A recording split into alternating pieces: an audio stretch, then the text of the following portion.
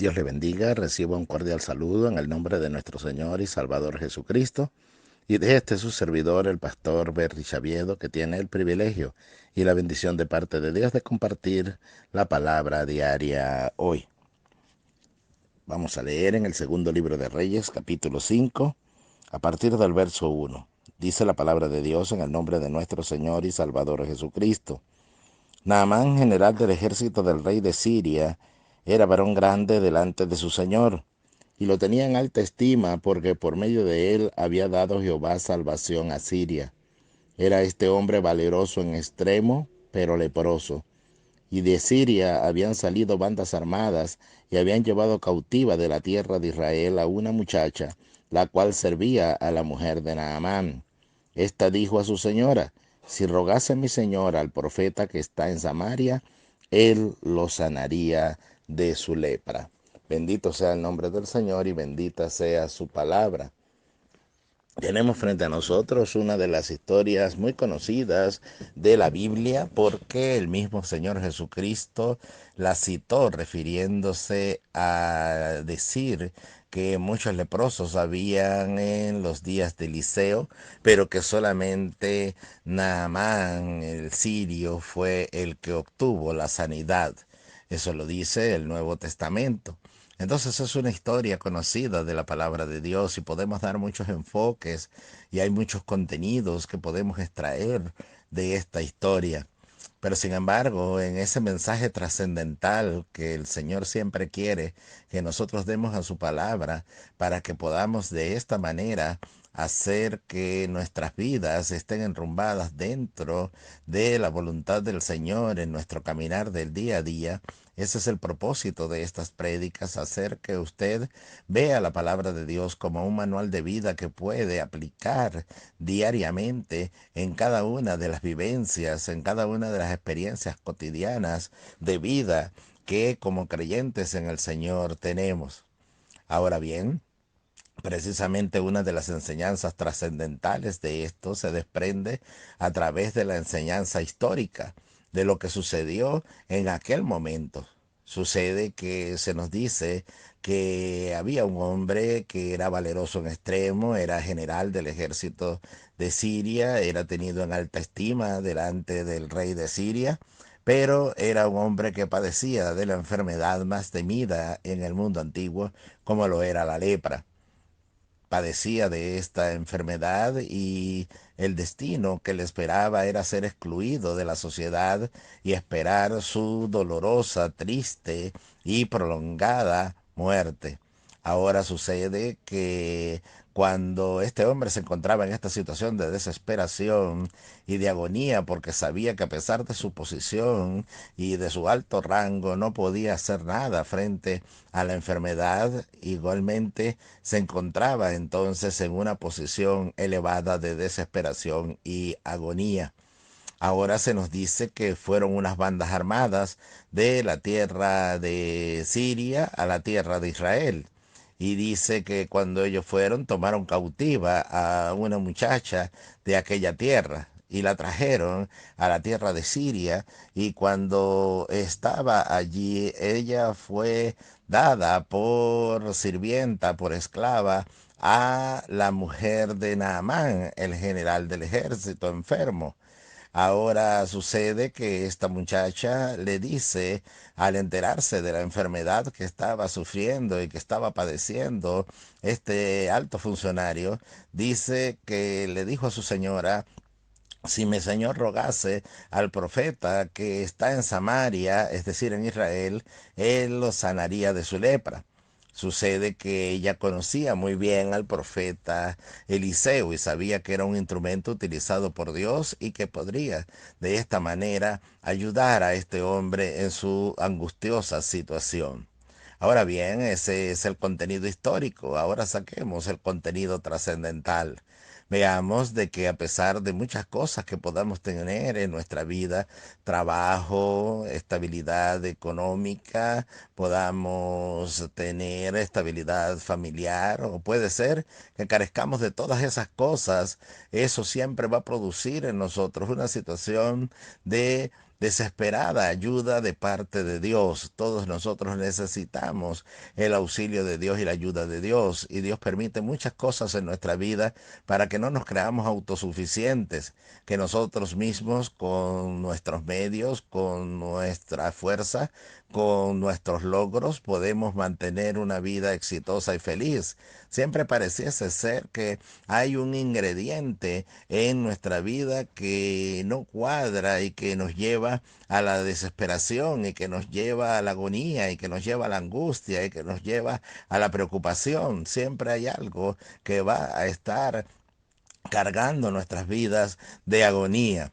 Ahora, esa situación que está, dice la Biblia, que el poder de Dios se perfecciona en nuestra debilidad, que Dios permite muchas de estas debilidades para que repose sobre nosotros el poder de Jesucristo. Es decir, que muchas de estas cosas que ocurren es para que usted y yo alcemos nuestros ojos al cielo y reconozcamos que hay uno más grande, uno todopoderoso, y que necesitamos su auxilio y su ayuda, y que, como dice la Escritura, separado de Él nada podemos hacer. Entonces las situaciones que vivimos nos llevan a la cercanía con Dios. Y como un predicador una vez expresó y dijo que él bendecía la ola que lo llevaba a estrellarse contra la roca que es Cristo. Entonces, muchas circunstancias debemos darle gracias a Dios por vivirlas, porque nos permiten recordar que necesitamos el sustento de Dios y que necesitamos estar muy cerca de Dios y muy apegados a Él para que podamos de esta manera poder subsistir y poder mantenernos de pie.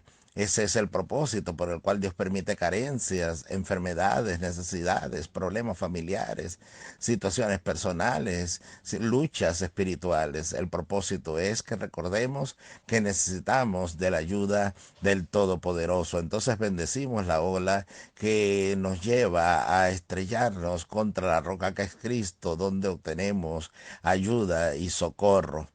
Pero sucede que vamos un poco más allá y nos damos cuenta con que Dios permitió una circunstancia extrema para que este hombre Naamán pudiese obtener ayuda de su agonía.